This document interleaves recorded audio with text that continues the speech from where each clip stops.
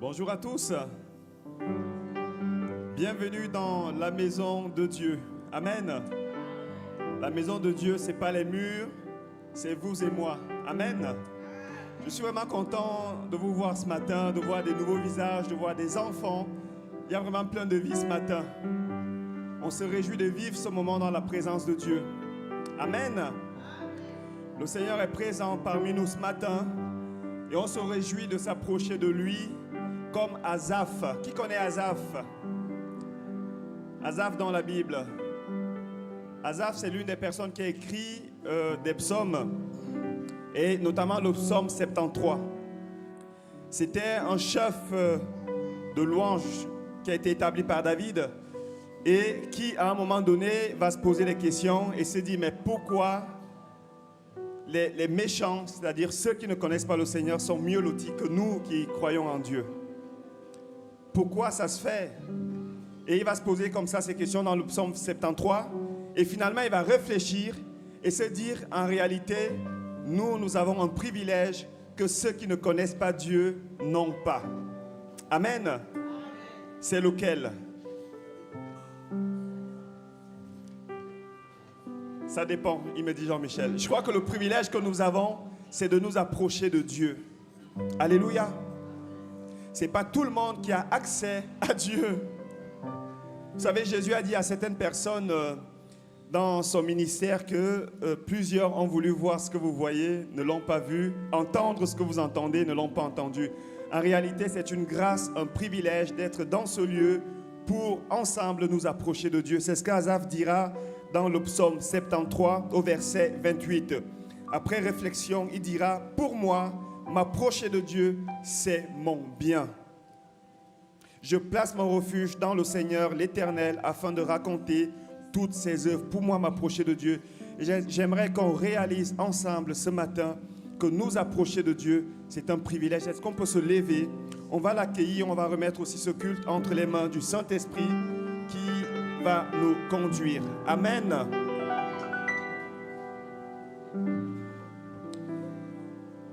Oui, Seigneur notre Dieu, nous voulons comme Asaph réaliser tout le privilège que nous avons de nous approcher de toi. Ta parole nous dit que celui qui s'approche de toi, tu t'approches de lui. Et lorsque tu t'approches d'un homme, tu le transformes. Tu lui accordes une grâce excellente. Parce que ta présence en elle-même, Seigneur, c'est la vie. Elle nous communique des choses que nous ne pouvons même pas imaginer, des grâces et des bontés inimaginables. Et ce matin, nous croyons que tu es présent parmi nous, Jésus. Et parce que tu es présent, nous voulons en tout premier lieu t'honorer. Nous voulons te bénir. Nous voulons t'élever, t'exalter, reconnaître que tu es Dieu. Proclamer ta souveraineté au milieu de nous. Te demander encore de nous conduire par ton Esprit Saint. Seigneur, tu vois ceux qui sont arrivés ce matin avec des lourdeurs, avec des fatigues. Ceux qui, Seigneur, sont découragés. Te demandons, Seigneur, de visiter chacun ce matin. Que ta main de grâce soit étendue sur l'Église. Seigneur, nous voulons refuser la lourdeur parce que nous savons que dans ta présence, Seigneur, toute chose pâlit. Et c'est ce que nous demandons, Seigneur, que ce matin, toute chaîne de fatigue, de lourdeur, de stress disparaisse maintenant au nom de Jésus-Christ. Merci, Seigneur, de conduire toutes choses pour la gloire de ton nom. Au nom de Jésus. Amen.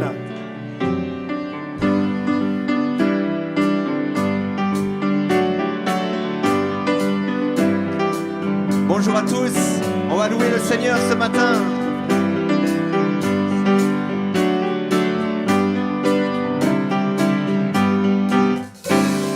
Seigneur, par la clarté de ton amour, chasse l'obscurité qui nous entoure. Jésus, toi la lumière qui nous éclaire, vérité qui nous guide, qui nous libère. Sur moi.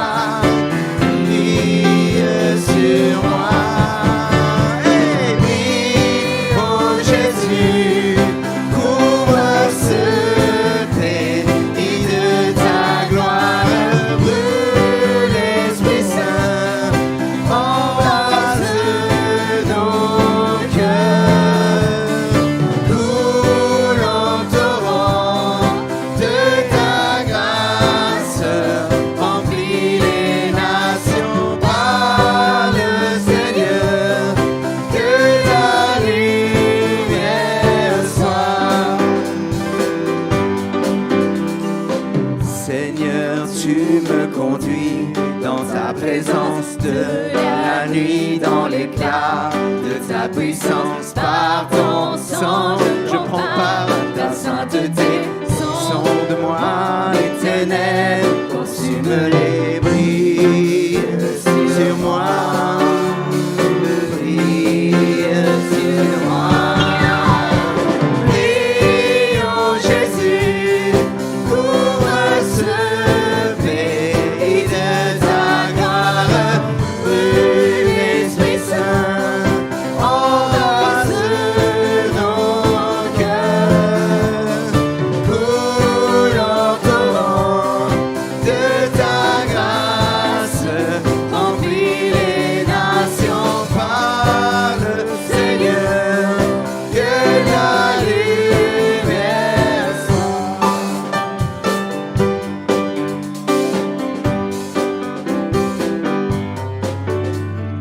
Et quand nous contemplons ta royauté, nos visages reflètent ta beauté et transforment sans cesse de gloire en gloire, que sans fin notre vie brille sur moi, brille sur moi. Hey, brille, oh Jésus, couvre ce pays de ta gloire, brûle l'Esprit Saint, embrasse nos cœurs, coule en torrent de ta grâce, remplis les nations par le Seigneur, que ta lumière soit. Oh, brille, brille, oh Jésus, couvre ce pays de ta gloire, brûle l'Esprit Saint, embrase nos cœurs, coule en torrent, que ta grâce remplit les nations par le Seigneur, que ta lumière soit.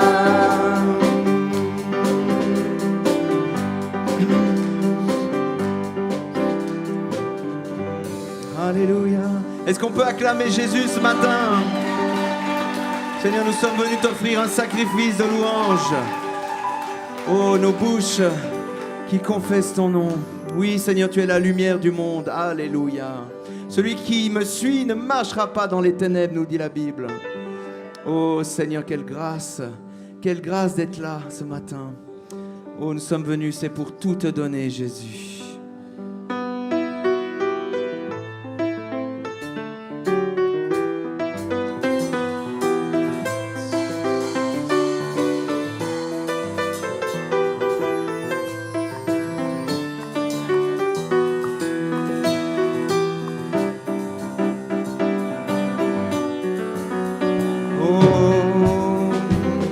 Et je veux t'adorer, et je veux t'adorer de tout mon cœur, et je veux t'adorer de toute mon âme, et je veux t'adorer de toute ma force, car tu es mon Dieu, tu es mon Dieu, et je veux t'adorer. Je veux t'adorer de toute mon âme, et je veux t'adorer de toute ma force, car tu es mon Dieu. Oh, tu es mon Dieu, tu es mon Dieu, car tu es mon Dieu. Oh, tu es mon Dieu. Ton amour, ta puissance, ta présence dans ma vie. Ton amour, ta puissance, ta présence dans ma vie. Oh, chantons ton amour, ta puissance, ta présence dans ma vie. Ton amour, Seigneur.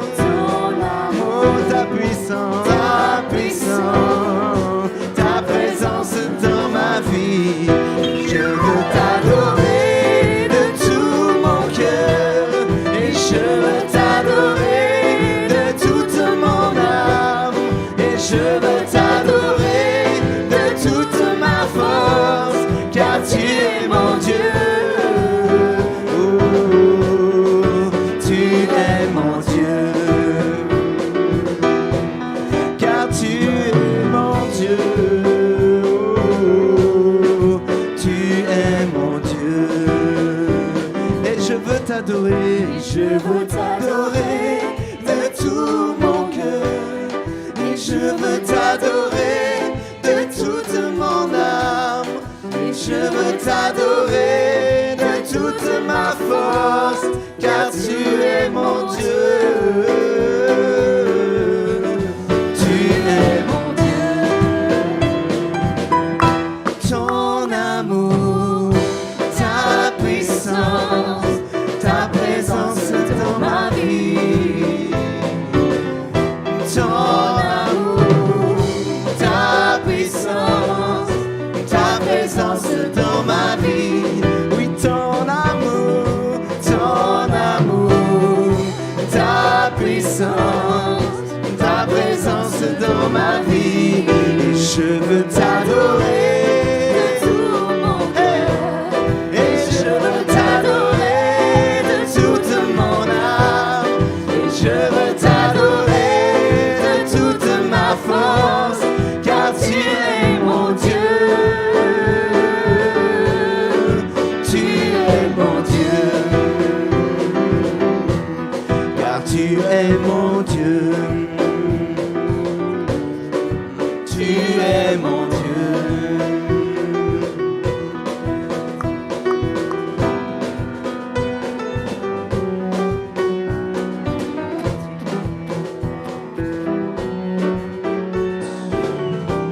Tu es mon Dieu, Seigneur. Tu es mon Dieu. Tu es mon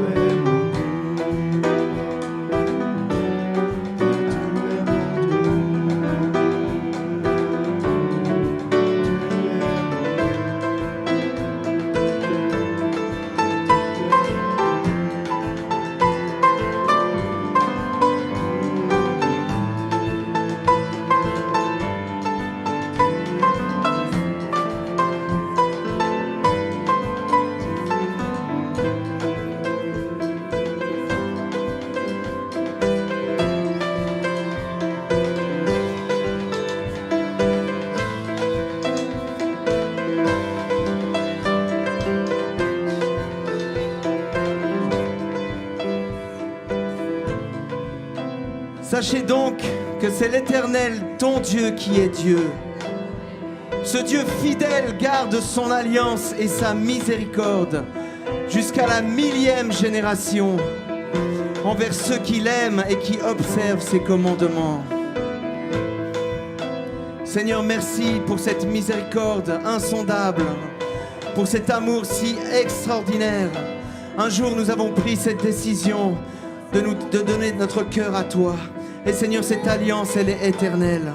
Oh, je te remercie, Seigneur. Même si nous sommes infidèles, toi, tu demeures fidèle, Jésus. Voilà pourquoi ce matin, nous voulons te donner tout l'amour qui t'est dû, la reconnaissance de nos cœurs, Seigneur.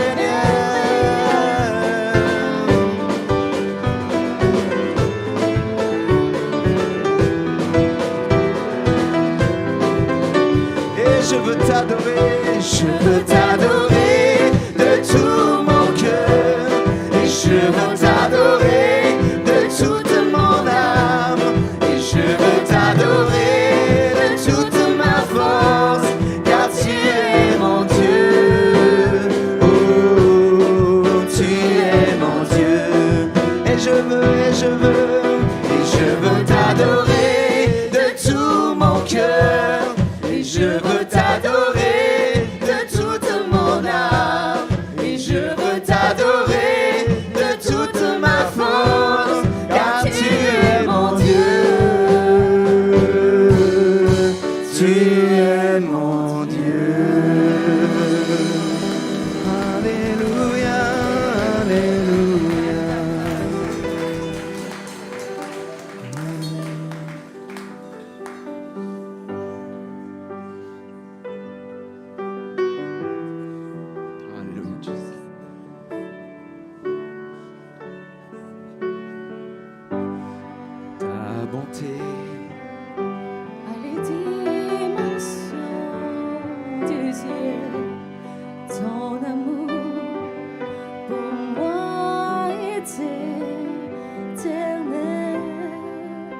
Ta fidélité s'étend à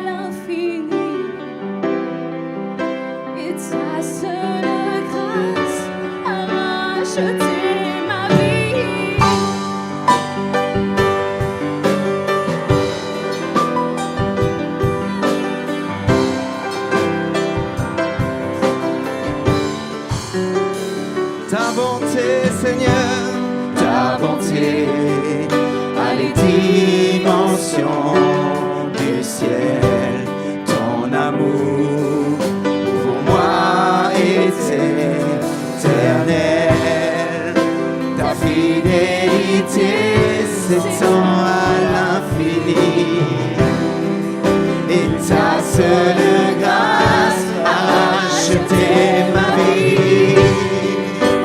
Merveilleux, merveilleux est le roi. Merveilleux, merveilleux, merveilleux est le roi. Merveilleux, merveilleux,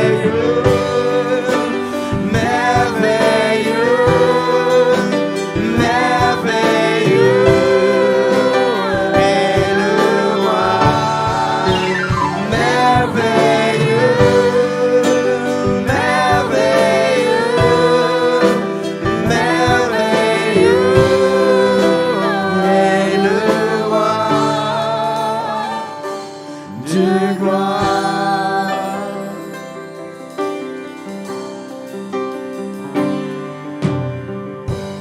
Tes bontés envers moi se renouvellent, ton amour, mille noms des merveilles, ta fidélité s'étend à l'infini, et ta seule grâce a racheté ma vie.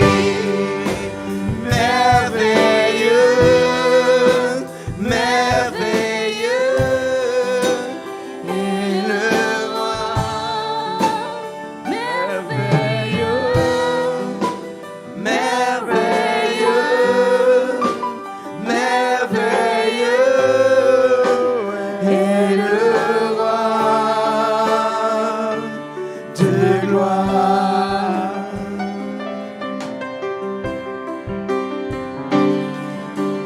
La terre et les cieux entonnent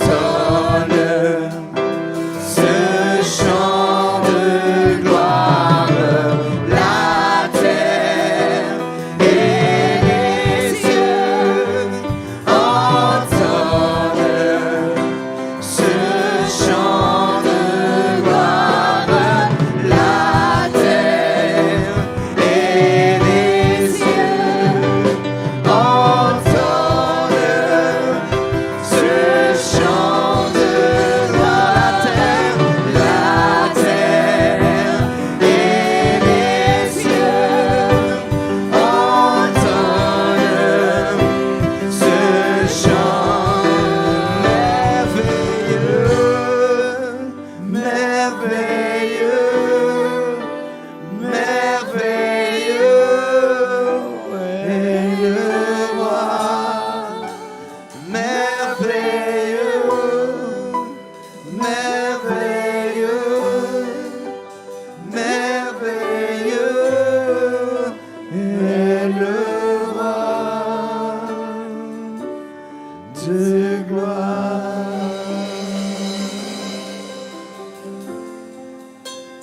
Alléluia. Qu'on puisse élever nos voix ce matin pour bénir notre Seigneur. Que des voix s'élèvent dans l'église pour bénir Jésus.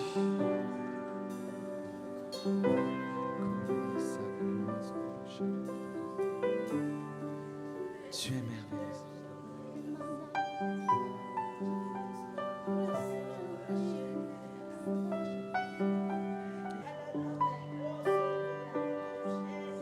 Seigneur Saint-Esprit, nous voulons également te remettre les jeunes enfants ce matin. Merci Saint-Esprit de les inonder de toi aussi ce matin. Qu'ils puissent avoir aussi une révélation ce matin de toi, afin qu'ils puissent rentrer, te connaître davantage encore. Merci Seigneur de toucher ces jeunes enfants qui ont tant besoin de toi. Toute cette génération, Seigneur, a besoin de toi. Nous te remettons, Seigneur, ces enfants.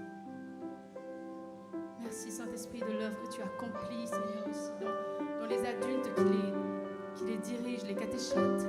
Merci, Seigneur, de les oindre, Seigneur, aussi de tout ce dont ils ont besoin, afin de communiquer la parole, la vérité, le chemin, la vie à ces enfants.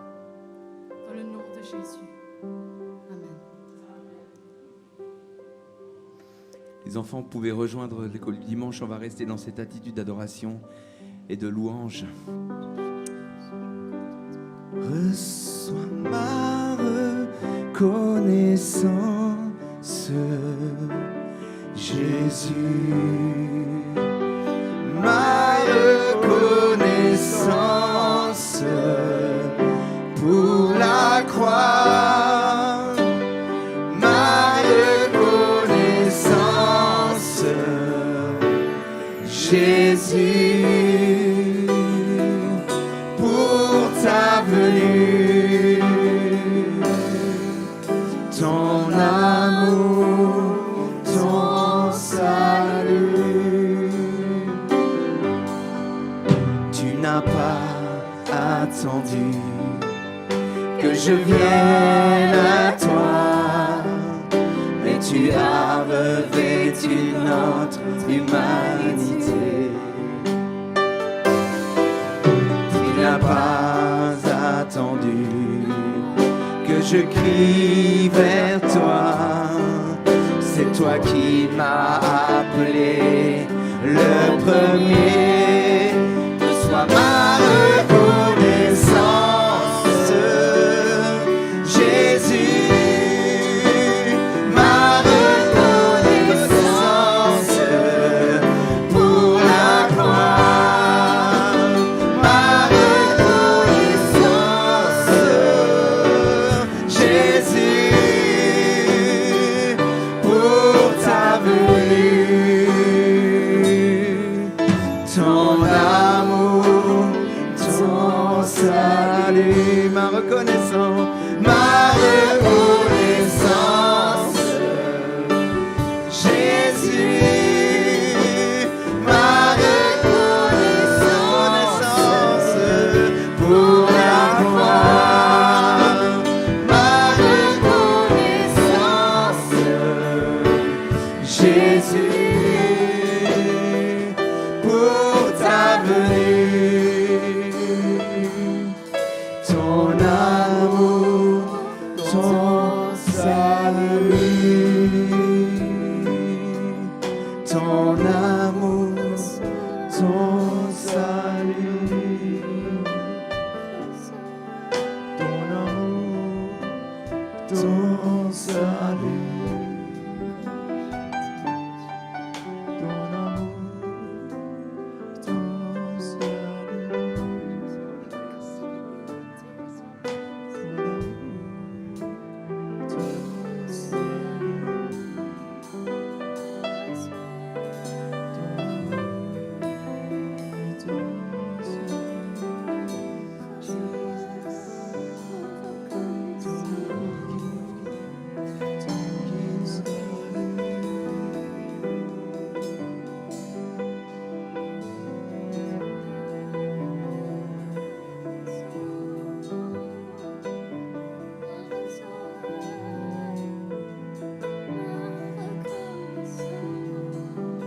Oh Seigneur, tu es la plus belle chose qui me soit arrivée dans ce monde, Père. Te rencontrer, Seigneur, c'est mon trésor. Te rencontrer, Seigneur, c'est toute ma vie. Il n'y a que ça qui compte, Seigneur. Ta présence dans ma vie, ton amour, ta grâce dans ma vie. Oh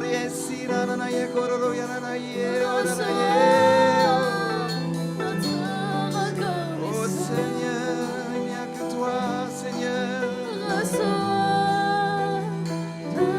Il n'y a que toi, Jésus.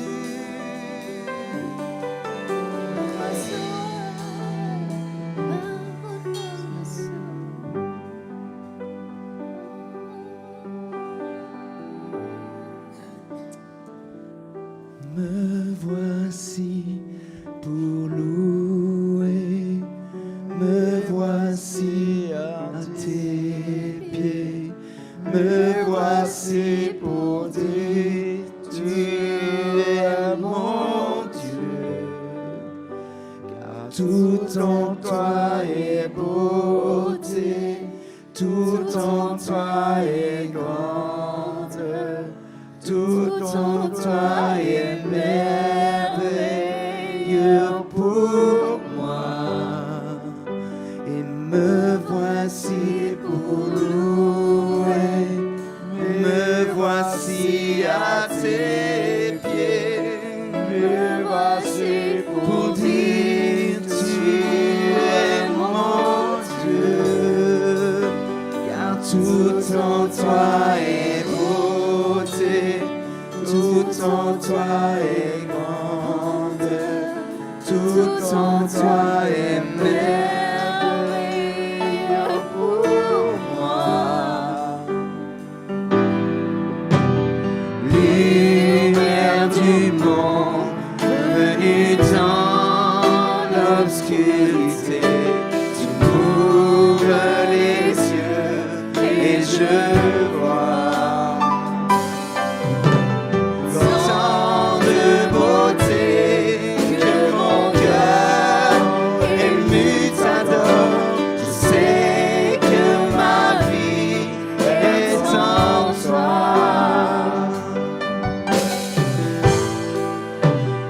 Me voici pour louer, me voici à tes pieds, me voici pour dire tu es mon Dieu, car tout en toi est beauté, tout en toi est grande, tout en toi est merveilleux pour moi. Roi éternel, élevé au-dessus de tout, ta gloire resplendit dans le ciel. Tu es venu humblement sur cette terre, tu t'es donné par amour. Me voici pour louer, me voici à tes pieds, me voici pour dire tu es mon Dieu, car tout en toi est beauté, tout en toi est grande, tout en toi est merveilleux pour moi. Je ne pourrais imaginer le prix payé pour mon péché. Je ne pourrais imaginer le prix payé pour mon péché. Je ne pourrais imaginer le prix payé pour mon péché. Et me voici pour louer, me voici à tes pieds, me voici pour dire tu es mon Dieu, car tout en toi est beauté, est grande, tout en toi est merveilleux pour moi.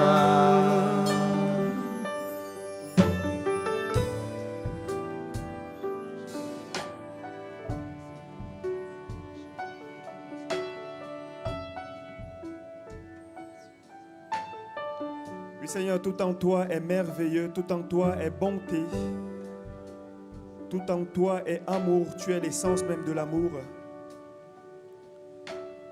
Et merci parce que tu nous réjouis, Seigneur, de cet amour. Tu nous réjouis par ta présence. Nos cœurs sont dans la joie, Seigneur, quand nous venons t'adorer. Et merci de ce que lorsque nous t'adorons, lorsque nous t'offrons même un sacrifice de louange, tu nous bénis en retour. au-delà de toute mesure. Tu fais des choses incroyables. Et, Seigneur, nous te bénissons, nous te remercions. Merci pour ta grâce. Merci Jésus. Alléluia. Bien, le Seigneur m'a donné une parole pour quelqu'un ce matin. Tu attends une réponse de Dieu, de la part de Dieu. Et le Seigneur te dit, si dans les anciens temps, je parlais beaucoup par les anges et par plusieurs manifestations, depuis que mon fils Jésus est venu et que mon esprit est venu, je parle beaucoup plus dans la conscience parce que mon esprit habite en toi. Et c'est là où il faut regarder, attendre ma réponse. Et le Seigneur te dit qu'il t'a déjà parlé, mais tu n'as pas reconnu sa voix. Et il te dit en outre que c'est parce que tu n'as pas encore cette communion parfaite avec mon esprit. Tu ne reconnais pas encore ce que mon esprit te dit. Mais je te parlerai encore. Je parlerai encore parce que je ne cesse de parler. Parce que je veux te donner cette réponse que tu attends. Mais travaille cette communion avec mon esprit. Cherche des temps d'intimité avec moi. Et plus ces temps d'intimité, ces temps de communion vont grandir, plus tu reconnaîtras ce qui vient de mon esprit. Que le Seigneur bénisse la personne qui reçoit cette parole au nom de Jésus. Amen.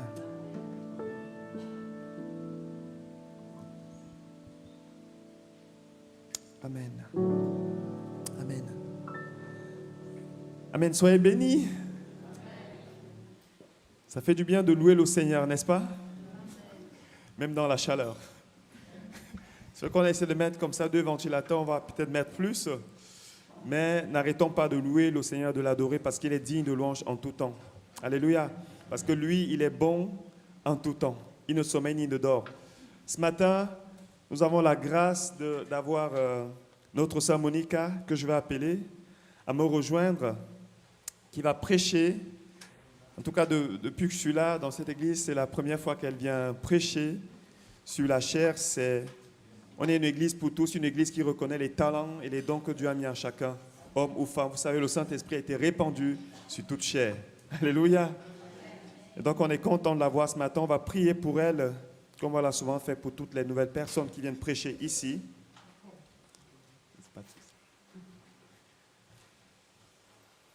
Amen. On va juste étendre la main sur elle, la bénir. Oui, Seigneur notre Dieu, notre Père, nous te recommandons maintenant ce temps de prédication. Te demandons d'utiliser ta servante, ta fille, qu'elle soit un canal de bénédiction pour l'Église, que sa parole, ta parole dans sa bouche, Seigneur, soit apportée avec une pleine assurance, avec fluidité, qu'elle vienne encore, Seigneur, relever la foi qui est faible, qu'elle vienne encore éclairer celui qui est dans les ténèbres, qu'elle communique la vie, car tes paroles sont esprit et vie. Te demandons, Seigneur, d'étendre ta main et que ta parole, Seigneur, soit apportée et accompagnée par des signes et des prodiges qui la confirment. Nous mettons maintenant ta fille, ta servante, sous ton précieux sang, sous ton autorité, Jésus, et nous te demandons, Seigneur, de faire ce que tu as résolu de faire à travers elle, à travers sa bouche, à travers ce que tu lui as donné, pour que toute la gloire te revienne à toi, Père Saint. Au nom de Jésus, Amen.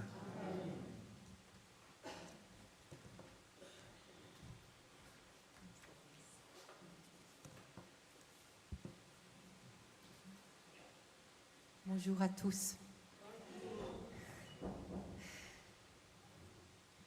Ce matin, je veux vous donner une prédication plutôt sous une forme de témoignage. Je voulais vous raconter du regard du Père et je me battais avec la parole et mon Père Céleste m'a dit « raconte tout simplement ». Des fois aussi à travers des mots, à travers un témoignage, ce que Dieu veut dire peut encore être plus puissant qu'à travers quelque chose qui est théorique dans la parole. J'aimerais commencer par un verset.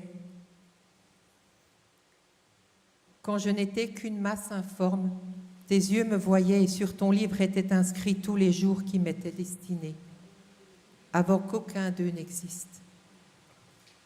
Le Père Céleste nous a tous voulus, quelles que soient les conditions dans lesquelles nous sommes nés, quelles que soient les conditions dans lesquelles nous avons grandi. Il nous connaissait déjà avant que nous naissions. Il avait déjà vu cette masse informe, ce petit foetus dans le ventre de la mère. Son regard était déjà posé sur vous, sur chacun d'entre nous. Et des fois, ça, on l'oublie, des fois, on vient à la foi. Mais on oublie en fait que depuis le début, il était déjà là avec nous. Et à travers ce témoignage, j'aimerais vous montrer combien le Père était là, même si, de vue humaine, on peut dire que c'était impossible. Pourquoi ? Vous savez, j'ai, comme beaucoup de gens, quand je suis rentrée dans l'adolescence et quand il y a eu des temps difficiles, je me suis dit, et certainement beaucoup d'autres personnes se sont dit, si Dieu avait existé, ça ne se serait pas arrivé. C'est quelque chose d'humain parce qu'on se dit, Dieu, il est Dieu, et pourquoi il laisse certaines choses arriver ?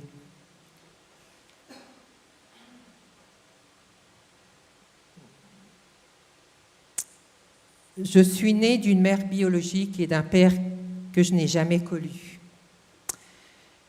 Et ma mère biologique travaillait à Montana dans un sanatorium et au début, elle ne me voulait pas vraiment. Elle avait voulu avorter. Et ensuite, dans sa tête, elle s'est dit, je vais la garder, comme ça elle travaillera pour moi plus tard à l'usine. Mais à 6 mois, elle m'a abandonnée dans la chambre qu'elle louait dans le sanatorium. Elle a laissé cette petite fille tout seule dans son lit et ce sont des employés qui ont entendu ce bébé pleurer et qui m'ont retrouvée. Et j'aimerais vous dire, tu peux mettre l'image du... Ouais.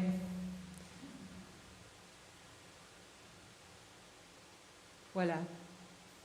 Je vous ai mis cette image et on la laissera pendant toute la prédication parce que je sais que le Père est là aussi aujourd'hui. Il connaît le cœur de chacun et que nous ayons vraiment à l'image que, quelque circonstance que ce soit, il est là, même si on ne le sent pas toujours. Et c'est vrai que dans le psaume 27, il est dit « Car mon père et ma mère m'abandonnent, mais l'Éternel me recueillera. » Et comme le verset du début, il connaissait, il avait déjà écrit tous mes jours. Il savait ce qui allait se passer. C'est vrai qu'il m'a donné un parrain qui m'a mis dans un home d'enfant parce que lui-même ne pouvait pas s'occuper de moi et il payait pour la pension. Donc je me suis retrouvée dans un home d'enfant qui n'était pas très grand. Je me suis retrouvée dans un home d'enfant qui, bien des années plus tard, la directrice est venue, ma mère adoptive. Elle m'a adoptée. Et elle m'a toujours dit, quand tu es arrivée, quand je t'ai déposée dans le berceau, je savais que tu serais ma fille. Voyez à combien le Père s'occupe de nous. Il est grand. Nous ne savons pas, mais lui sait, il sait tout. Donc j'ai passé les 6 premières années de ma vie vraiment dans cet home d'enfant, mais qui était comme une famille. On mangeait autour d'une grande table. C'était pas le grand orphelinat. Et là, encore en plus, la grâce du Père était là parce que j'avais un passeport autrichien. Et en tant que passeport autrichien, si mon parrain n'avait pas été là, j'aurais atterri dans un grand orphelinat en Autriche parce qu'en fait, ma nationalité était autrichienne. Mais mon Père Céleste, il n'a pas voulu ça comme ça. Il m'a déjà donné d'avance un endroit où je serai bien et où on s'occupera de moi. Les 6 premières années, je les ai passées très heureuses dans cette grande famille. J'avais des frères et sœurs, j'avais une maman. Enfin, déjà, à cette époque-là, pour moi, elle était ma maman, même si elle ne m'avait pas encore adoptée. Mais quand j'ai eu 6 ans, tout d'un coup, ma mère biologique, elle a refait surface. Et vous savez, avec la loi, une mère biologique, elle a tous les droits, je veux dire. Même si elle avait abandonné, elle avait le droit de reprendre. C'était son droit. Et la directrice de l'home d'enfant avait tout essayé avec le notaire. Ils avaient vraiment essayé de tout faire, mais c'était la loi. On ne pouvait pas faire autrement que je parte.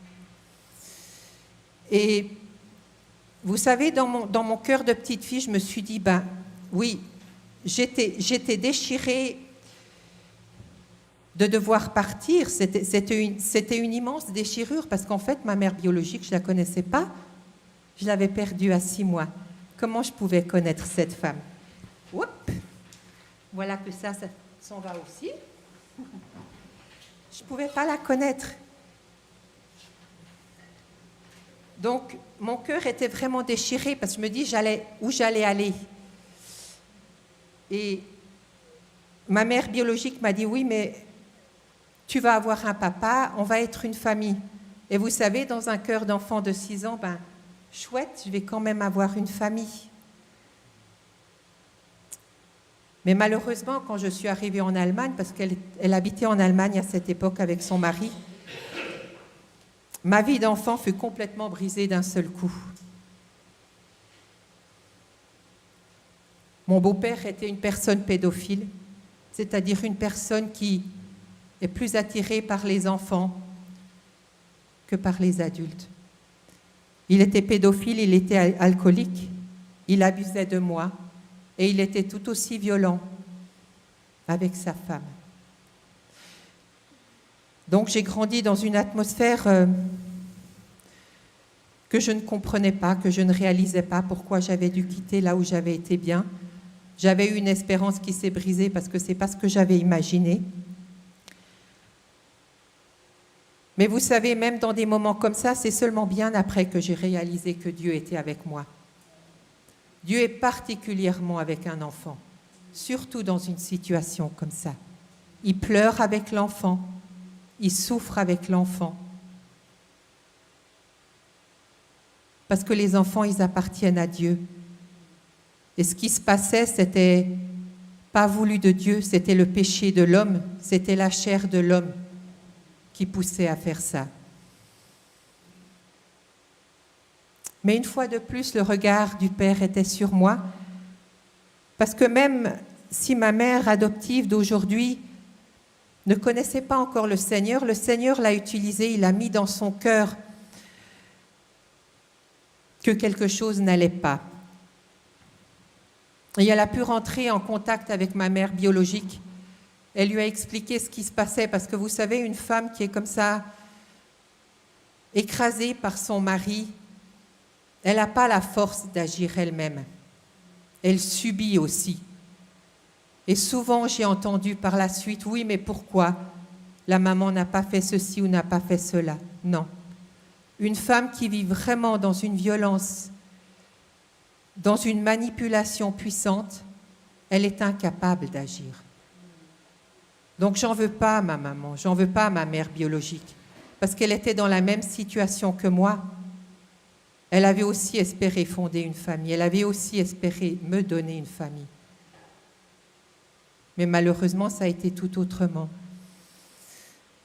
Donc, elles ont parlé ensemble au téléphone et moi, j'ai toujours dit à ma maman, adoptive, peut-être tu as fait un seul mensonge dans ta vie, mais ça a été un mensonge salutaire. C'est-à-dire, ce mensonge, c'est que le notaire a placé mon nom sur le passeport de ma mère adoptive. C'était la seule solution que j'avais de pouvoir sortir du pays. C'est que je sois sur son passeport comme si j'étais sa fille. Et moi, je lui ai toujours dit que c'était un mensonge salutaire. On ne doit pas mentir, mais celui-là, il était salutaire. Parce qu'il m'a permis de sortir de là où j'étais.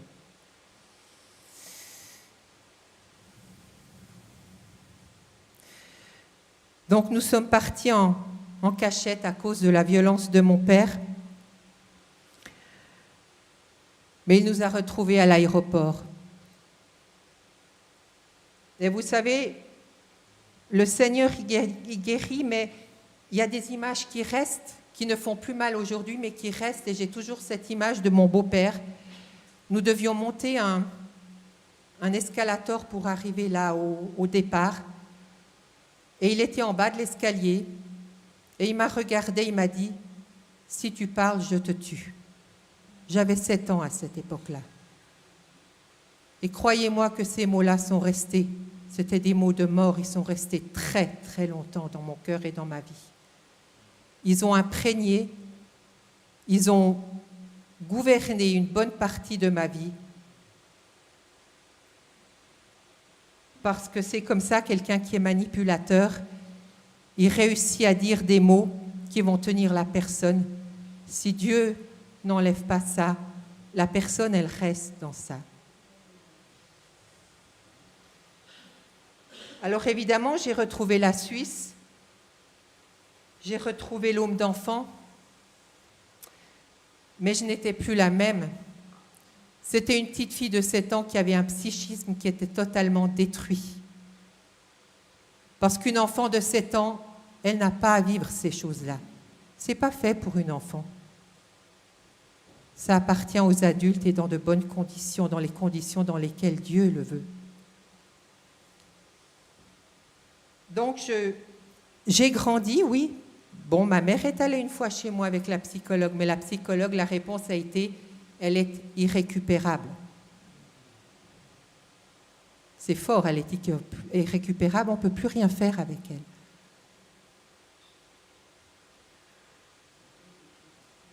Alors c'est vrai que je me sentais continuellement en insécurité. Ma mère adoptive faisait tout pour moi, mais je me sentais continuellement en insécurité. Surtout la nuit, j'avais terriblement peur. Elle pouvait laisser la lumière, elle laissait la porte ouverte, il y avait toujours un trait de lumière. Mais nous habitions à Montana et on habitait dans un chalet et il y avait un toit de tôle. Et des fois, les pommes de pin tombaient sur les toits de tôle la nuit. Je me réveillais et je pensais que quelqu'un marchait sur le toit et qu'il allait venir vers moi. Donc vous voyez à quel point des choses qui ne sont pas faites pour un enfant, qui ne sont pas de Dieu, peuvent détruire une vie. Je fuyais beaucoup aussi les situations difficiles. J'ai encore une autre situation, c'est vrai que le rapport avec les hommes, même si c'était des rapports gentils, j'en avais peur. Et je me rappelle toujours, quand j'allais à l'école, je devais être en 5e primaire, on devait ramener un problème pour l'après-midi, un problème de calcul. Et moi, j'étais complètement nulle en calcul. J'aimais pas du tout ça. Et comme maman, c'était le temps de midi, dans l'homme d'enfant, c'était l'heure du repas, je n'osais pas la déranger. L'après-midi, je n'ai pas osé retourner à l'école. J'ai fui. C'était l'hiver, à cette époque-là, il y a plus de 50 ans en arrière, on avait encore des moins 20 degrés avec l'hiver. J'ai fui et je suis allée me réfugier à un endroit, c'était une petite clairière où j'allais souvent et où je parlais avec moi-même, avec mes amis imaginaires. Mais seulement c'était en hiver et quand je ne suis pas rentrée à 4 heures, il était 5 heures, il était 6 heures, ils ont commencé à s'inquiéter. Alors ils sont allés vers le pasteur avec qui je prenais mes cours de catéchisme pour la préparation à la confirmation. Et c'est vrai que c'était peut-être la personne avec qui je parlais des fois encore. Et il savait que j'avais un endroit, une petite clairière où j'allais bien aller. Il a dit, allez voir là, peut-être elle y est. Une fois de plus, le regard de Dieu était avec moi. Il me retrouvait à 11h du soir avec plus de moins 20 degrés. J'avais une grave hypothermie, mais j'étais encore là. C'est vraiment pour glorifier Dieu et montrer que Dieu a été tout le temps là. Même, il était là, tout simplement. Donc c'est vrai que j'ai grandi, j'ai fait mon adolescence, mais c'était comme une survie, c'était pas une vie, c'était une survie. Alors des fois, maintenant, je pense et je dis, papa, oui, mais tu m'as quand même protégée parce que comme je n'osais pas, je n'allais pas en discothèque, je n'allais pas boire des pots. Il m'a peut-être protégée de certaines choses mais je ne vivais pas, je survivais. Et vous savez, longtemps, même avec ma mère, je ne pouvais pas parler. Ces mots de mort, si tu parles, je te tue, sont restés très longtemps. Je n'osais pas parler. Alors des fois, je lui écrivais mes problèmes. Je lui écrivais mes besoins. Parce que si j'écrivais, je ne parlais pas. Vous pouvez voir à quel point des mots peuvent imprégner quelqu'un et complètement déboussoler une vie. Parce que ça s'imprègne dans chaque chose, dans chaque fait de la vie quotidienne. Et c'est vrai, j'avais vraiment pas confiance en personne. Même ma mère, qui est devenue ma mère adoptive, là aussi, je me suis dit, mais si elle ne m'avait pas laissé partir parce que je ne comprenais pas encore, ça ne serait pas arrivé. Et je devais avoir 28 ans. Un soir, ma mère m'a emmenée dans un culte évangélique. Et durant la louange, j'ai ressenti une force supérieure. Je ne peux pas vous expliquer. Ça ne s'explique pas. J'ai ressenti une force et j'ai su que je pouvais avoir confiance en cette force. C'était la toute première fois de mon vécu que j'ai eu confiance. Je ne connaissais pas encore Dieu. Je ne lui avais pas encore donné ma vie. Mais je savais que là, c'était juste. Que c'était quelque chose de vrai et de juste. Pas quelque chose de faux.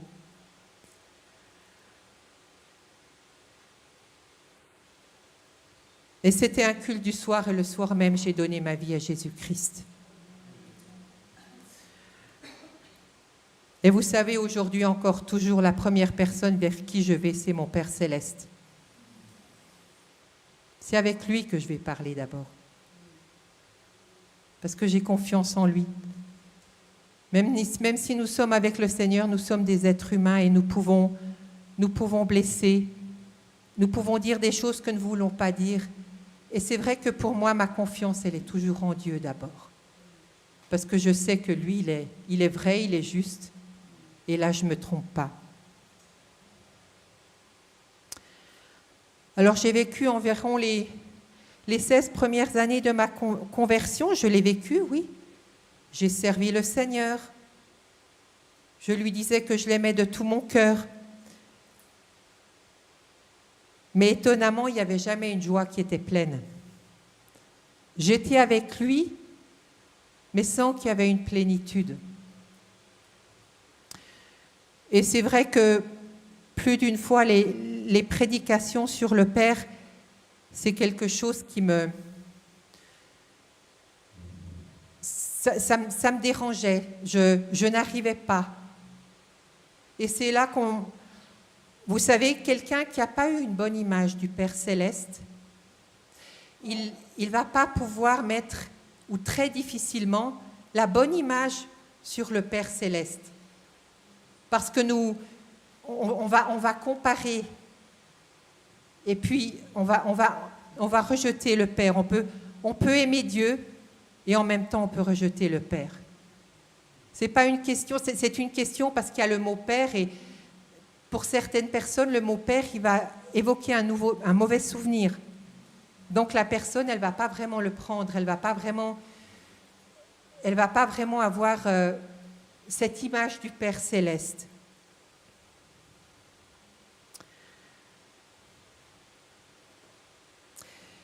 Et puis toutes ces années de survie se changèrent en profonde dépression. Vous savez, même on peut vivre avec le Seigneur, mais quand il y a quelque chose à l'intérieur qui reste, que ce soit un péché, que ce soit un vécu qui est difficile, ça reste et vous marchez avec Dieu, mais vous ne marchez pas complètement avec Dieu. Parce qu'il y a quelque chose qui bloque pour avoir une relation complète.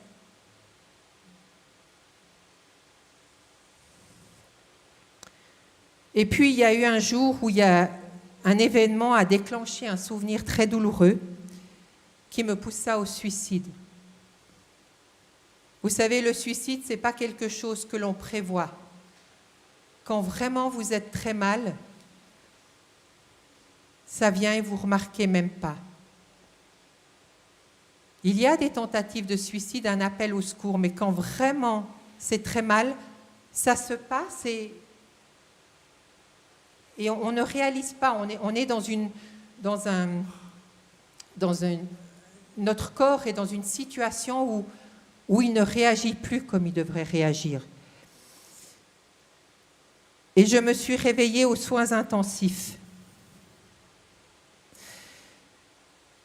Mais là, encore une fois, le regard de Dieu était sur moi.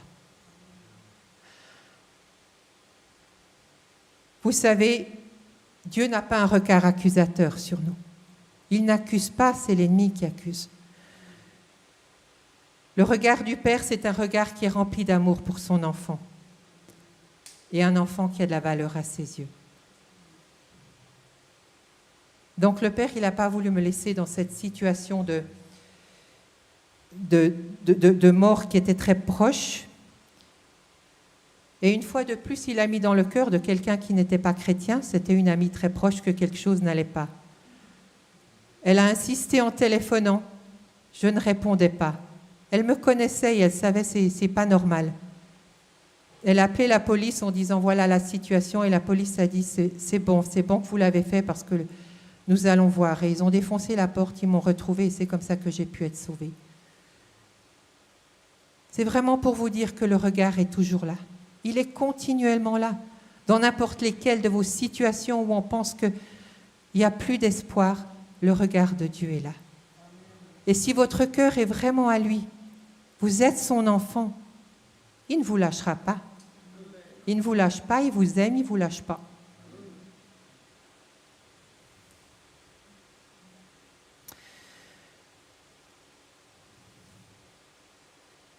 Et c'est vrai qu'après ce suicide, l'ennemi en voulait vraiment à ma vie.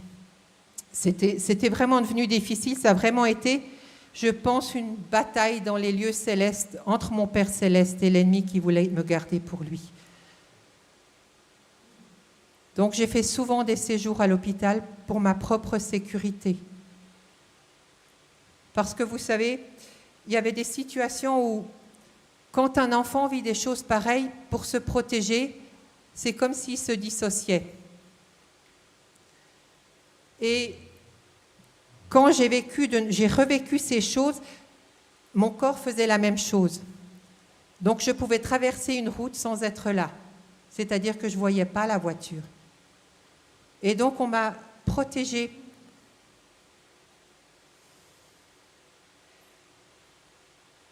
Mais vous savez, j'étais aussi très triste parce que j'aimais mon Dieu. Et je ne comprenais pas. Je voulais marcher avec lui, je ne comprenais pas. Et un jour, dans le parc de la clinique, j'ai vraiment dit, mais pourquoi toujours ça? Moi, je veux marcher avec toi et là, ça n'avance pas et là, j'ai toujours l'impression de reculer. Et alors, il m'a montré la croix. Et il m'a dit, mon fils est aussi mort pour les abus que tu as subis. Donne-les lui.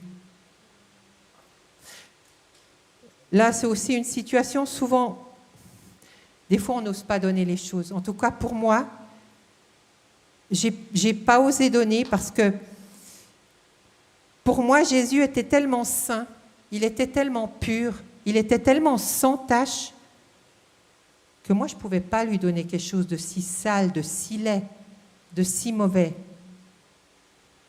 Et là, je vais vous dire, c'était pas la Monica adulte, mais c'était la Monica petite fille, parce que aussi quelque chose que j'ai appris dans mon chemin de guérison, un enfant quand à 6 ans, à 7 ans, il subit une chose comme ça, sur le plan émotionnel, il va rester sur ses 6 ans. Il va grandir, mais sur le plan émotionnel, il va rester là où sa vie s'est cassée. Alors c'est vrai que moi, je pensais comme une petite fille. Mon Jésus, il est propre, il est saint, il est pur, mais pourquoi moi je vais lui donner une chose comme ça? C'est paradoxal parce qu'en même temps, je savais qu'il était mort pour toute chose à la croix. Vous voyez des fois comme dans notre cerveau, c'est compliqué.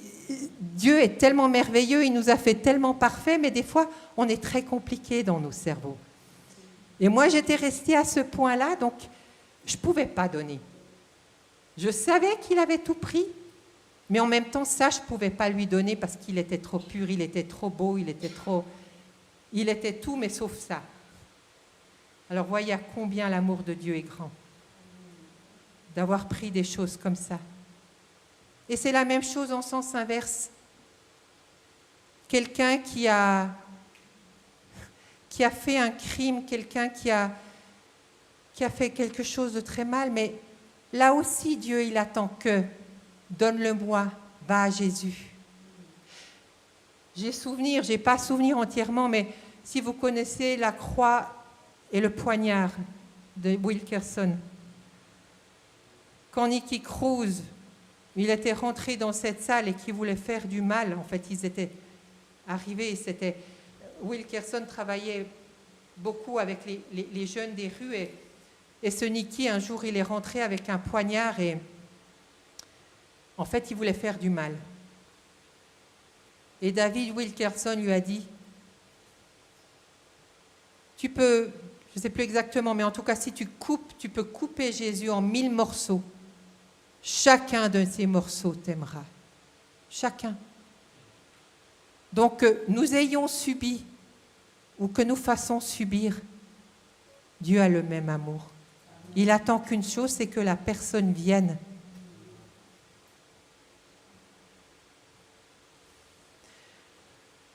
Alors c'est sûr que pour moi, après, ça a vraiment été un coup de tonnerre et une révélation parce que moi qui ne voyais pas le Père comme il était, une fois que j'avais réalisé ça, pour moi, ça a été vraiment une grande délivrance. Et une fois que j'avais donné à la croix, l'ennemi, il a eu le bec cloué. Plus jamais, jamais, j'ai eu une idée de suicide. C'est ce que Dieu attendait.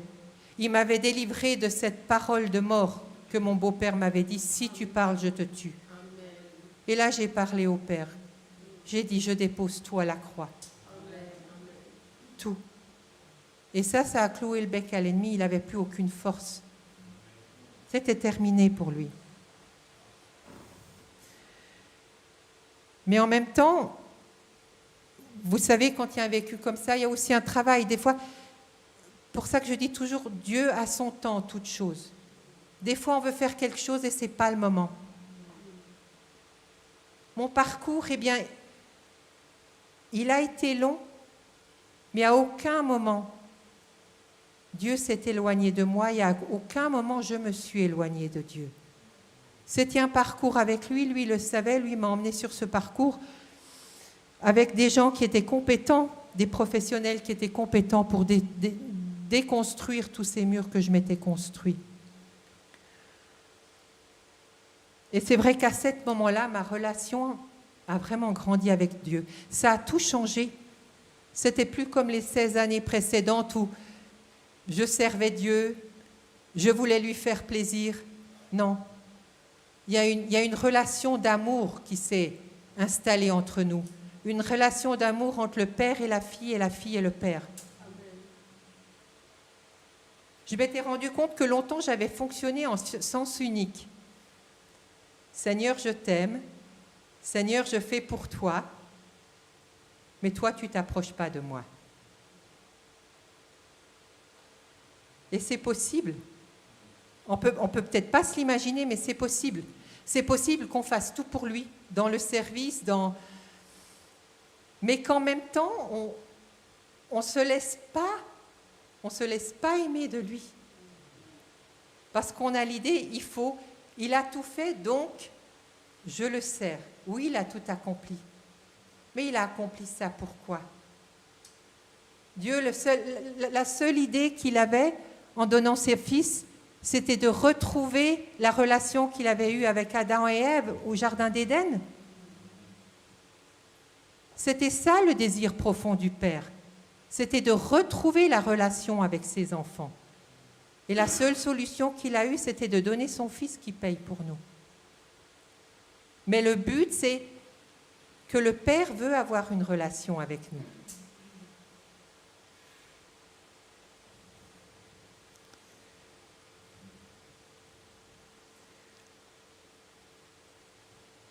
Et vous savez que cette relation a été quelque chose, découvrir cette relation de fille-père, ça a été une explosion pour moi.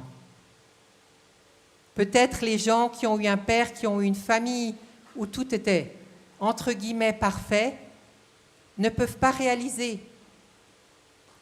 Mais quelqu'un qui a longtemps cherché à vouloir un papa,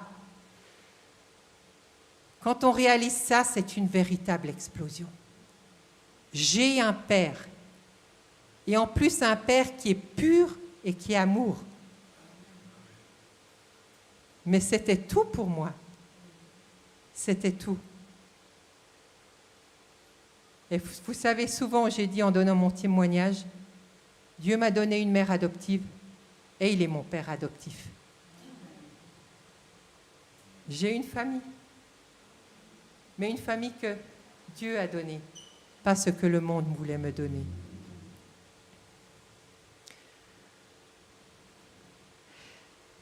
Et ça a aussi surtout été merveilleux parce que dans Romains 8, Paul dit que vous n'avez point reçu un esprit de servitude pour être dans la crainte, mais vous avez reçu un esprit d'adoption par lequel nous crions Abba Père. À partir du moment où j'avais tout déposé à la croix, c'était fini. J'avais plus la servitude de cette parole que mon beau-père avait posée sur moi. C'était fini. Jésus avait pris ça. L'esprit d'esclavage, je ne l'avais plus. C'était terminé.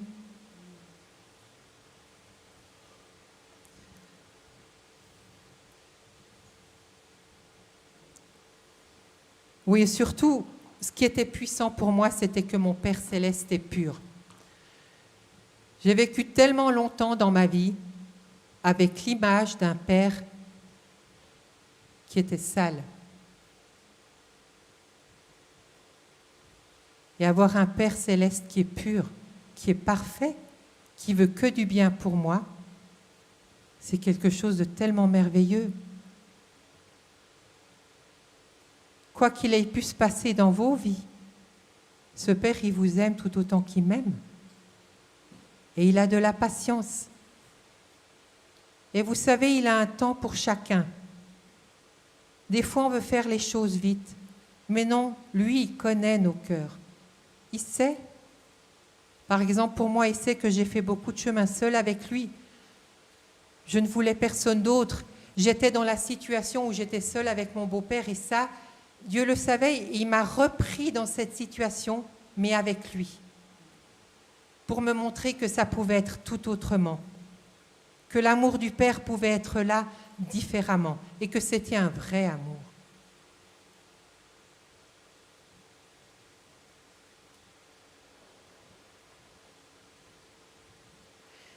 Et vous savez, quand dans les moments les plus purs de ma thérapie, la prière et la lecture de la parole n'était pas possible, c'était trop fort, ça faisait trop mal, j'arrivais tout simplement pas, eh bien je me blottissais dans les bras de mon Père. Vous savez, des fois on ne sait plus comment, on n'arrive plus. Mais pourquoi se battre? Pourquoi? Il est là, il vous attend. Quelle que soit la situation, que ça soit au travail, que ça soit dans la famille, que ça soit en couple.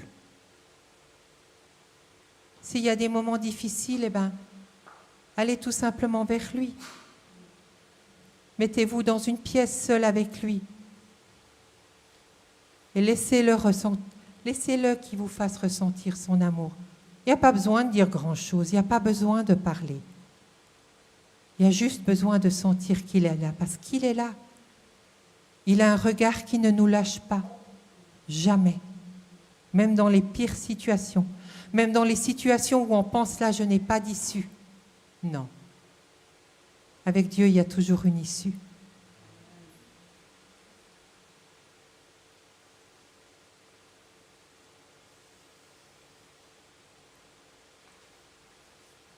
Et c'est vrai, vous savez aussi un verset qui me touchait beaucoup, c'est « Voyez quel amour le Père nous a témoigné pour qu'il nous a appelés enfants de Dieu. » Pour moi, encore une fois, pour moi, c'est très fort parce que je ne l'ai pas connu autrement. Mais cette révélation, Et ce côté relation entre mon Père Céleste et moi, c'est très puissant.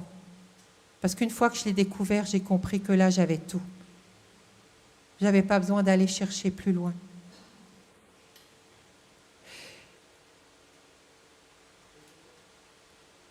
Et puis surtout aussi, cet amour, il ne consiste pas en ce que nous aimons Dieu, mais en ce que lui nous a aimés le premier.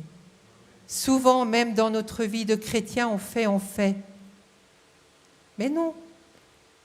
Des fois, il faut savoir s'arrêter et se rappeler que lui nous a aimés et qu'il veut continuer à vous aimer.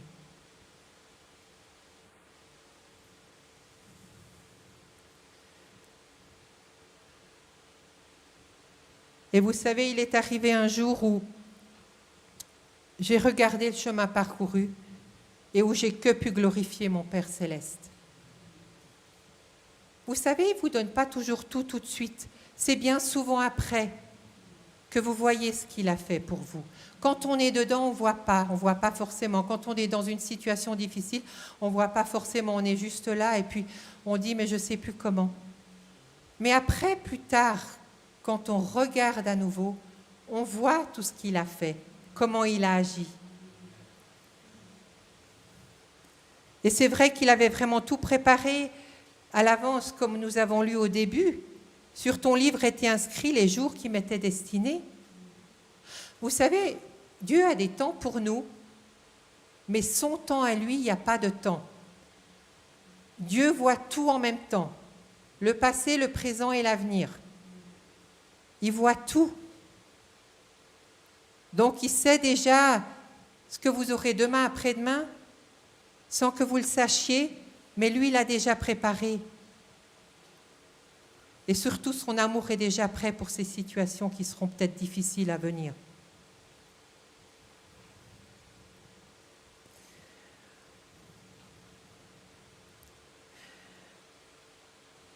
Et vous savez, aujourd'hui, je peux dire avec humilité que les plans de Dieu sont parfaits.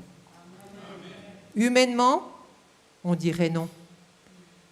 Mais si on connaît Dieu, ses plans sont parfaits. Parce que son regard est toujours sur nous, c'est ce regard d'amour. Et ce qui se passe et qui n'est pas bon, ça ne vient pas de lui. C'est des choses qui se passent, ce sont des péchés, ce sont... Surtout dans la situation d'un enfant, il est là, il voit, il peut tout simplement souffrir avec l'enfant. Et c'est seulement après aussi qu'il peut réparer, qu'il peut reconstruire. Quand on lui donne sa vie, quand on lui dit « oui, je suis là, je veux être à toi », alors là, il peut commencer à agir. Il ne faut pas rester dans le non-pardon. Jamais. Parce que ça vous laisse là sur le chemin et vous ne pouvez pas aller plus loin.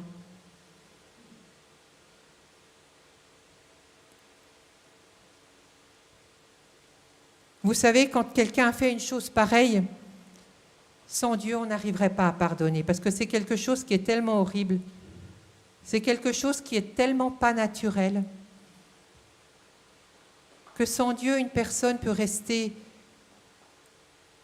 toute sa vie avec cette charge, avec ce fardeau.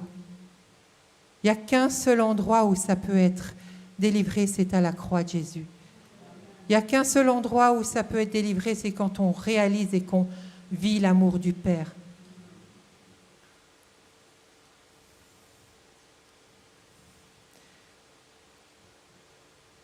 Et vous savez, par mon vécu, j'ai passé à côté de beaucoup de choses que j'ai désirées.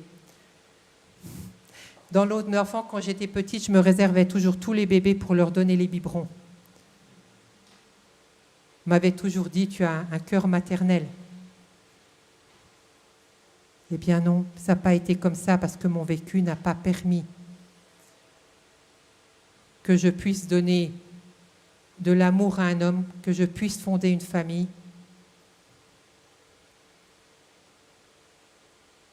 Mais Dieu pourvoit autrement. Il pourvoit autrement. Dans ma vie de chrétienne, il m'a donné des enfants spirituels. Donc c'est vrai que je n'ai plus souvenir où c'est, mais il y a un verset qui dit « Dieu redonne tout ce que les sauterelles ont dévoré », quelque chose comme ça. Alors vous savez, il redonne, mais pas toujours comme on veut. Des fois, nous, on a notre plan, on dit « Ah oui, alors il va me redonner ça, ça et ça ». Il faut pouvoir savoir voir et être à l'écoute. Parce que moi, ce que je voulais, ça ne s'est pas réalisé. Mais avec le temps, j'ai vu.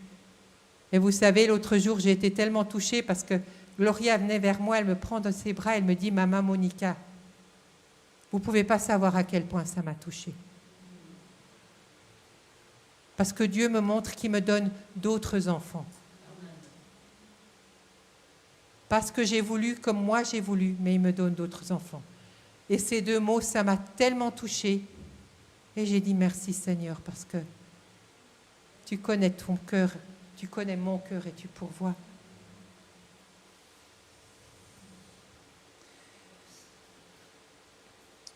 Et vous savez, à la fin de tout ce chemin, j'avais écrit une petite prière à mon père. Et je lui avais dit « Merci Père pour ton regard posé sur ma vie.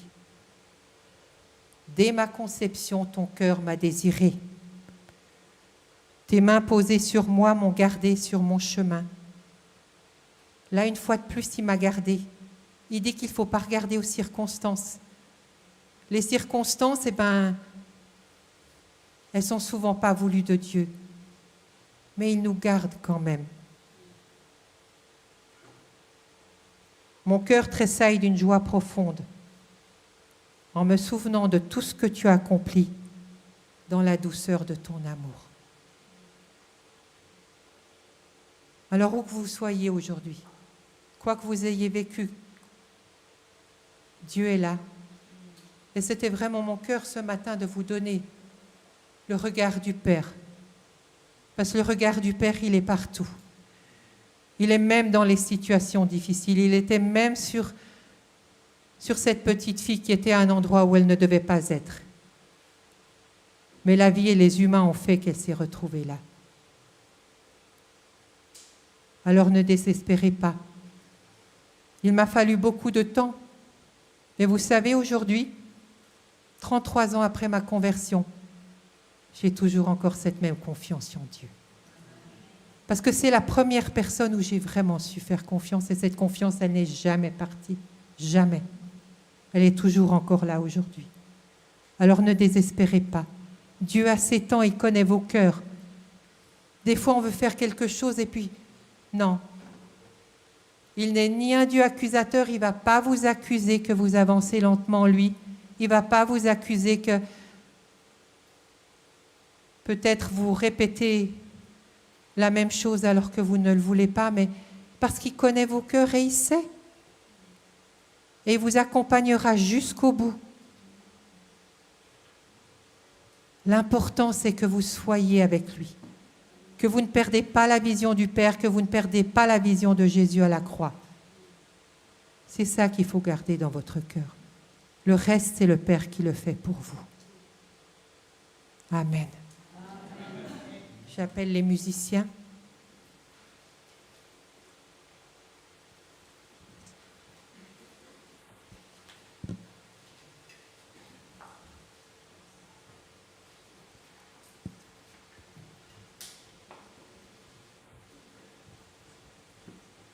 Ils vont vous chanter un chant qui m'a aussi beaucoup accompagnée. En son temps, prenez-le comme une prière, en vous rappelant que le Père est toujours, toujours avec vous.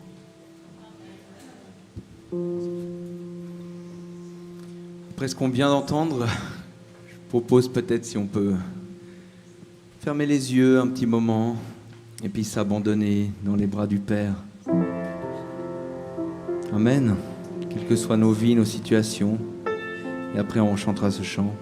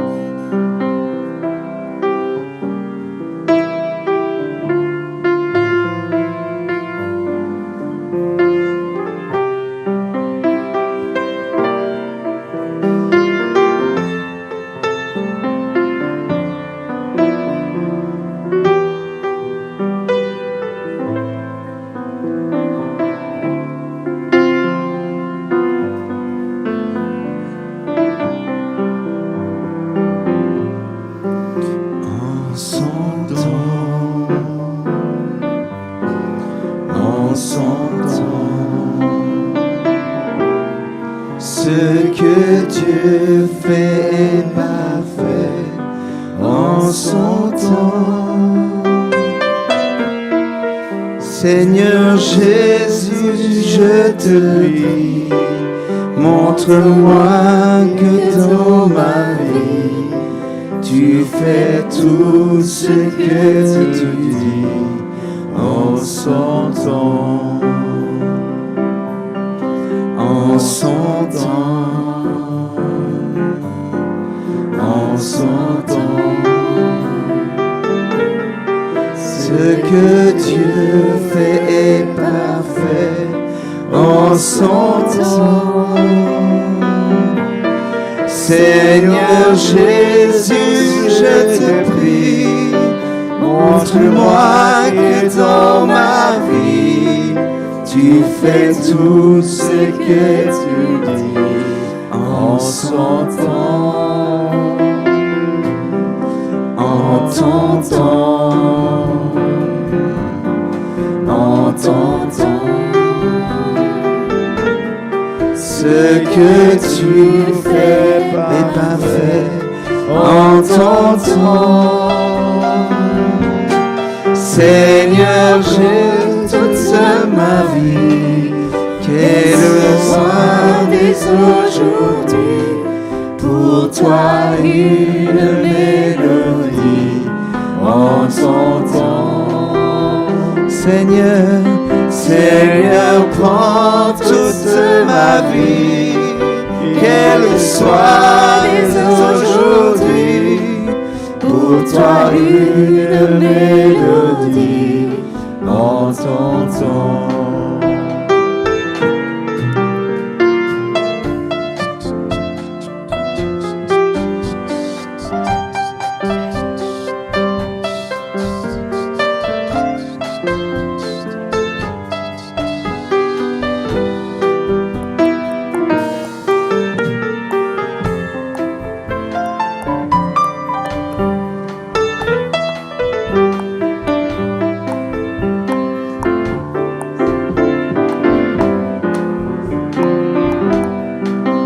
Seigneur, Seigneur, prends toute ma vie, qu'elle soit dès aujourd'hui, pour toi une mélodie en ton temps. Seigneur, Seigneur, prends toute ma vie, qu'elle soit dès aujourd'hui, pour toi une mélodie en ton temps.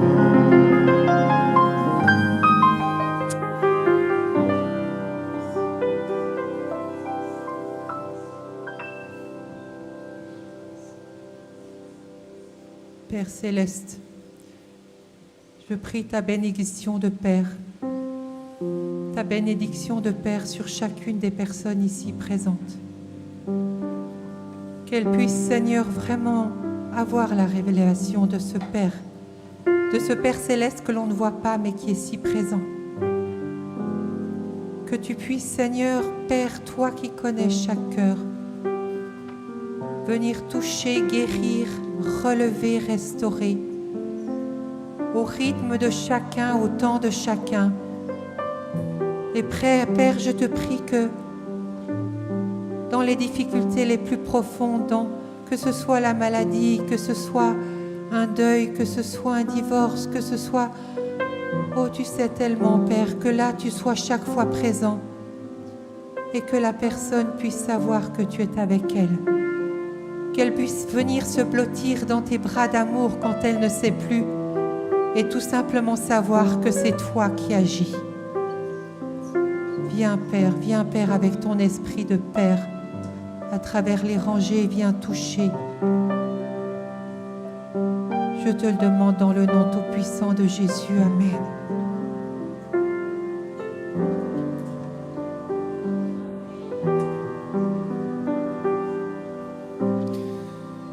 Je pense qu'on peut encore rester un petit instant dans cette attitude. Peut-être qu'il y a des personnes ici, vous avez besoin de guérison. On a entendu la guérison. Et souvent la guérison du cœur, c'est un processus, mais ça peut commencer maintenant. Ça peut commencer maintenant et peut-être que pendant que notre sœur était en train de prêcher, il y a des blessures qui ressortaient, des choses qui ressortaient.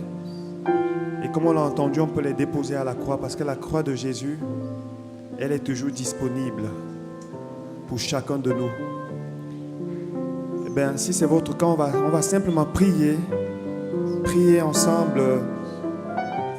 Si vous voulez vous lever, vous pouvez aussi vous lever. Simplement, dis Seigneur, je t'apporte cette blessure, je t'apporte ce traumatisme, je t'apporte ce chagrin. Et bien sûr, on l'a dit, c'est un processus, ça va continuer.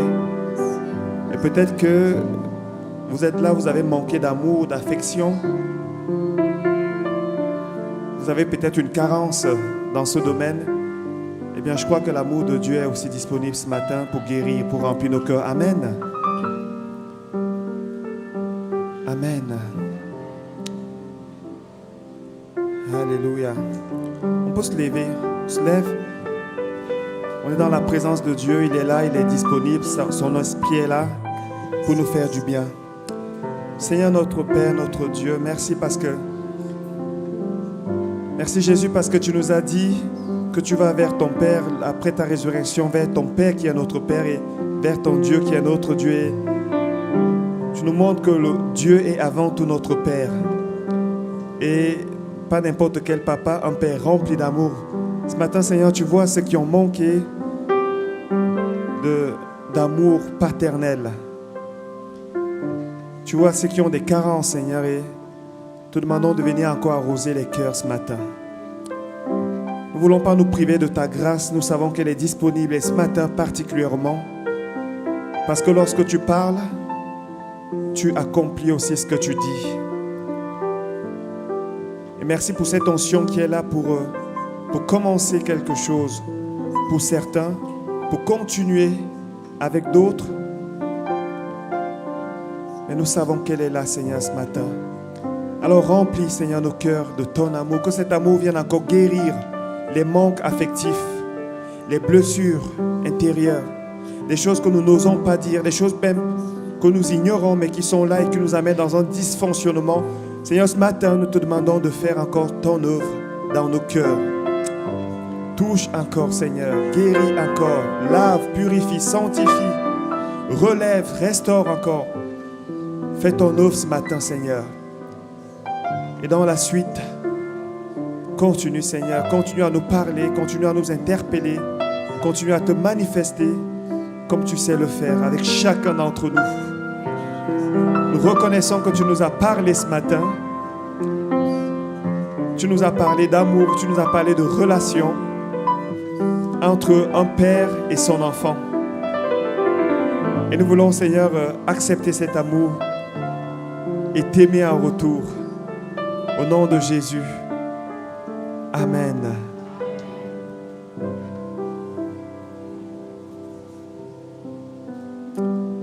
Amen. On peut prendre place. Alléluia. Je crois qu'on a été particulièrement édifiés ce matin. Le Seigneur nous a parlé. Amen. À qui le Seigneur a parlé ce matin? Je me suis reconnu. Ok. Je demandais les mains levées, pas les applaudissements. Mais oui, on peut aussi applaudir. Mais je crois que le Seigneur nous a parlé ce matin. Et j'ai beaucoup aimé cette prédication qui nous amène comme ça dans des eaux paisibles. Alléluia. Amen. Il est bon d'avoir tout type de prédication parce que Dieu parle tantôt d'une manière, tantôt d'une autre. Et il nous a parlé ce matin. Pendant que ma soeur prêchait, je me faisais cette réflexion. Vous savez, tout ce qu'on peut faire pour Dieu, si ce n'est pas en réponse à son amour, on prend le risque de le faire mal. Nous l'aimons parce qu'il nous a aimé le premier, c'est ce que la Bible dit. Alléluia. Et si vous avez un besoin, si vous vous êtes reconnu dans ce qui a été dit, même ceux qui nous regardent sur YouTube, n'hésitez pas à venir vers le pasteur. Vous savez, on est là aussi pour s'accompagner. N'hésitez pas à aller vers une sœur, venez vers le pasteur. Je peux aussi vous conduire vers une sœur si vous avez besoin plus de parler à une sœur. Ça peut arriver, selon ce que nous avons vécu. Mais ne restez pas seul. Ne restez pas avec ce fardeau. Parce que nous l'avons entendu, Dieu est celui qui guérit et restaure. Alléluia. Vous pouvez aussi prendre les cartes de visite du pasteur à l'entrée. Et n'hésitez pas à me contacter à tout moment. Si je ne réponds pas, je suis peut-être occupé, mais je répondrai plus tard. On va passer maintenant aux annonces. Mercredi, rencontre de prière. On est content de vivre des moments. C'est mon frère Guy qui disait que je fais vite, je raconte ton témoignage. Bon, allez, viens. Viens. Accordez-nous encore juste quelques minutes avant de finir. Je crois que les témoignages s'édifient aussi.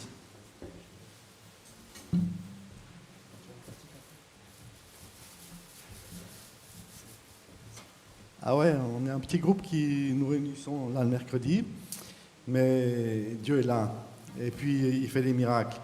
À chaque fois il y a des choses, à chaque fois il y a des réponses.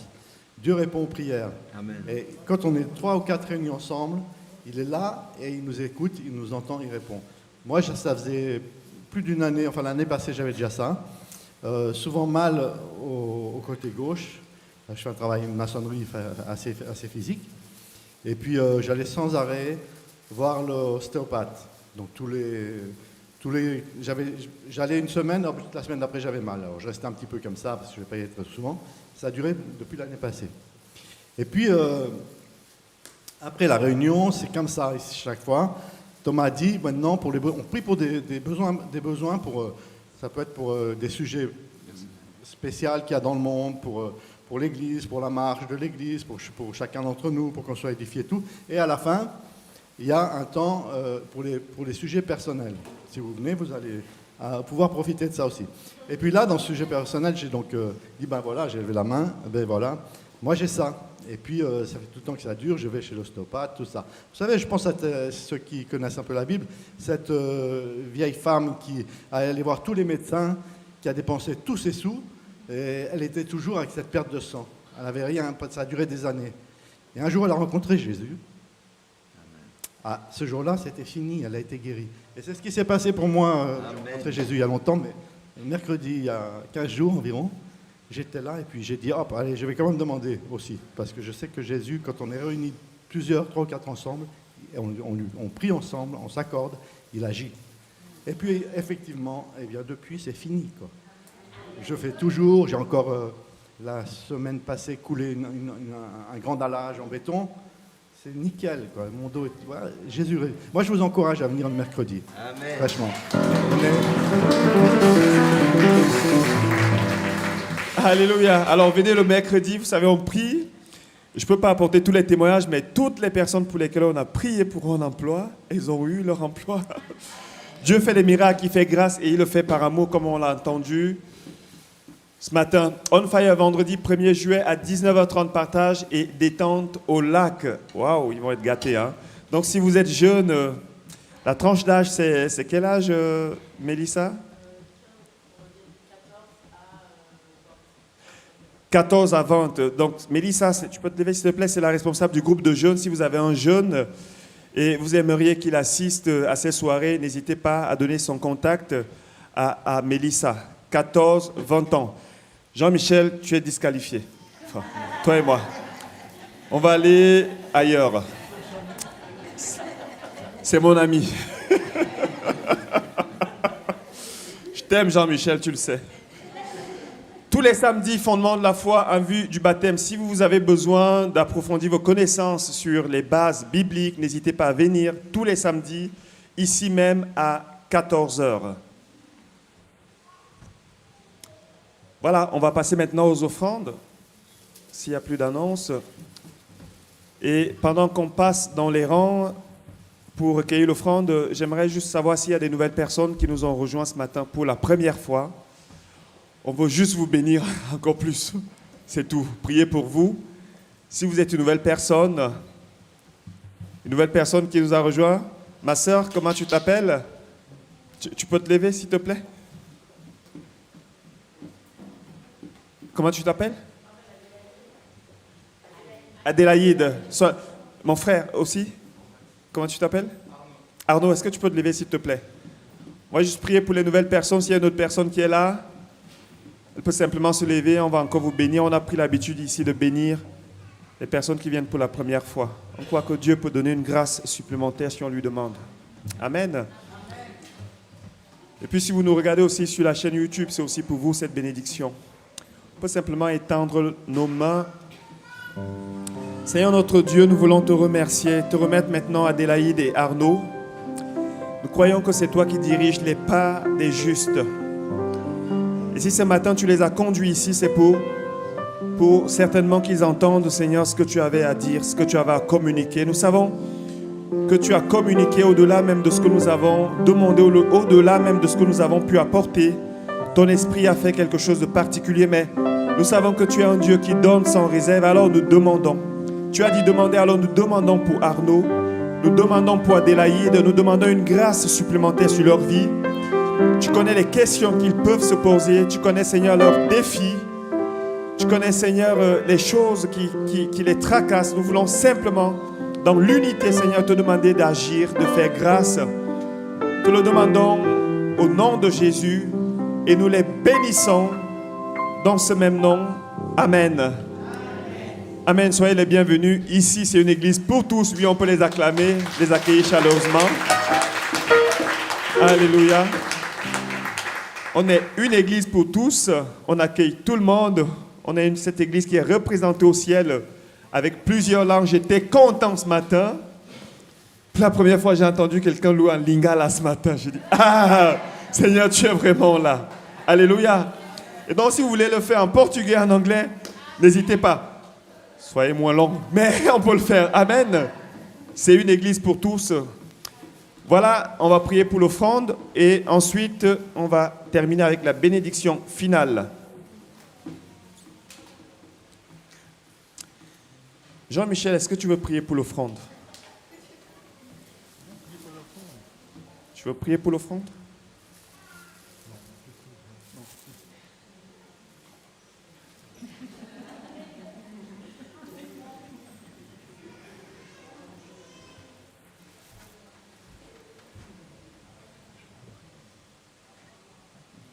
Seigneur, merci pour toute cette offrande que nous te laissons pour toi. Nous avons donné quelque chose pour toi, parce que nous recevons beaucoup, et c'est normal que nous donnons une petite partie pour toi. Merci, tu bénis toutes les personnes qui donnent, même ceux qui ne doutent pas, mais ils donnent par leur cœur aussi. Et tu leur donnes aussi toutes choses, parce que tu es grand et bon et généreux en toute occasion. Au nom de Seigneur Jésus-Christ. Amen. Amen. Merci. Alors on va juste se lever, on va terminer avec la bénédiction finale et ensuite on prendra un cantique. À la fin, si vous avez des sujets de prière, des besoins, vous voulez qu'on prie encore pour vous, pour certains besoins, n'hésitez pas à vous avancer, on va prendre encore du temps pour vous. Que la grâce du Seigneur, l'amour de Dieu et la communion du Saint-Esprit soient sur vous. Que le Seigneur vous bénisse abondamment pour que vous deveniez une source de bénédiction pour les autres. Bon dimanche et bonne semaine. Au nom de Jésus, soyez bénis.